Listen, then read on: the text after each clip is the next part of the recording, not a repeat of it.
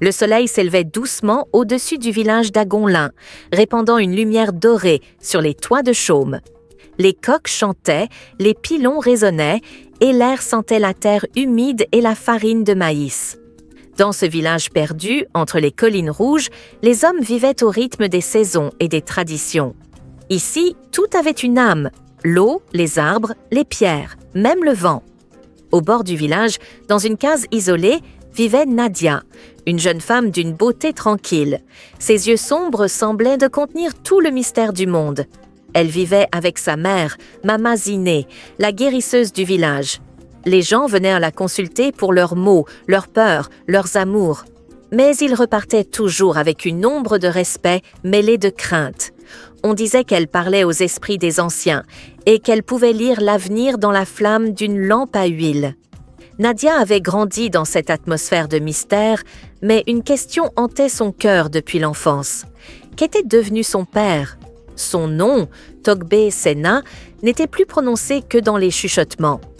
Un soir d'orage, 15 ans plus tôt, il était parti vers le baobab des ancêtres et n'était jamais revenu. Un jour, alors que Nadia cueillait des feuilles de Nîmes près du marigot, elle entendit une voix grave, lointaine, portée par le vent. « Nadia! Nadia !»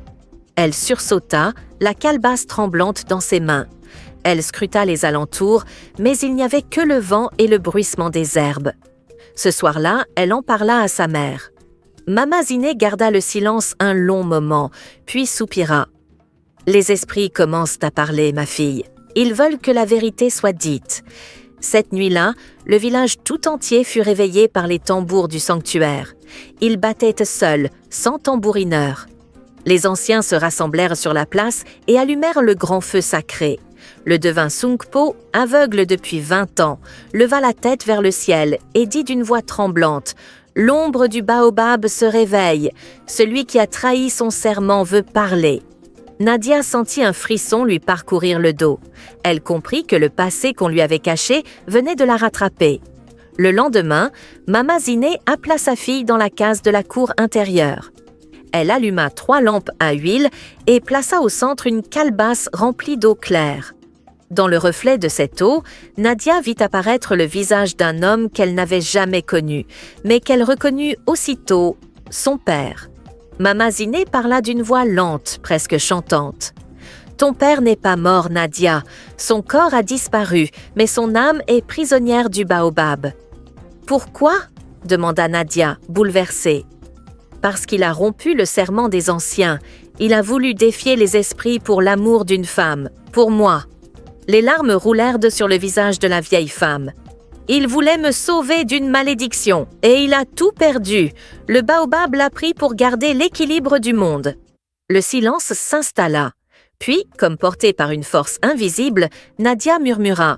« Alors je le délivrerai. » La lune était ronde, éclatante. Nadia s'enfonça dans la brousse, vêtue d'un pagne blanc, tenant dans sa main une calebasse d'eau bénie et un collier de coris.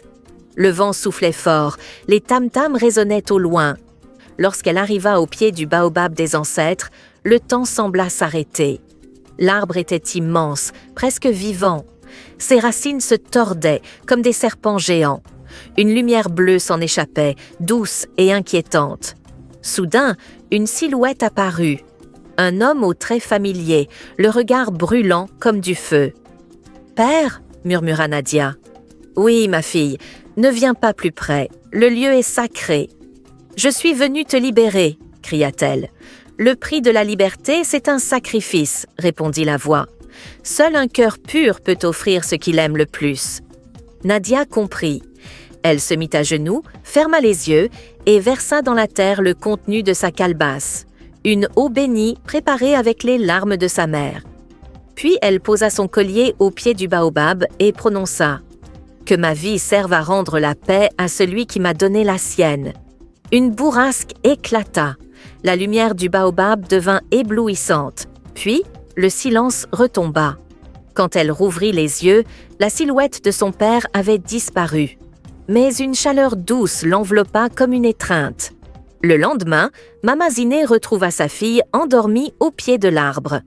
Elle portait autour du cou un collier d'écorce et de perles rouges, celui de Togbé Séna. Les racines du baobab luisaient encore d'une clarté paisible. Mama Ziné comprit que la malédiction avait été levée. Mais quelques jours plus tard, affaiblie par la cérémonie, elle tomba gravement malade. Avant de rendre son dernier souffle, elle prit la main de sa fille et murmura « Tu as rendu la paix à ton père. Mais souviens-toi, Nadia, les traditions ne sont pas des chaînes, ce sont des racines. Protège-les, car c'est d'elles que viendra ta force. » Des années passèrent. Nadia devint à son tour guérisseuse.